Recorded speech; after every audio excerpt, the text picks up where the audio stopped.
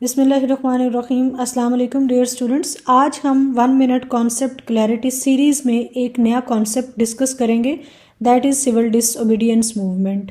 Civil disobedience movement को passive resistance भी कहते हैं, और पैसिव रेजिस्टेंस इसको इसलिए कहते हैं क्योंकि सिविल डिसओबीडियंस मूवमेंट में वायलेंस नहीं होता, और चूंकि इसीलिए इसको सिविल कहा जाता है। अगर इसमें पॉलिटिकल वायलेंस होगा या फिर किसी भी तरह का और तशद्दुद होगा तो इसे सिविल डिसओबीडियंस नहीं कहा जाएगा। अगर हम इसकी बाकायदा डेफिनेशन देखें तो इसका मतलब ये है कि जो गवर्नमेंटल पॉलिसीज़ में चेंज लाने के रास्ते में जिन कवानीन को अनजस्ट समझा जा रहा है उनको डिसओबे करना या उनकी फरमाबरदारी करने से इनकार करने को सिविल डिसओबीडियंस कहा जाता है।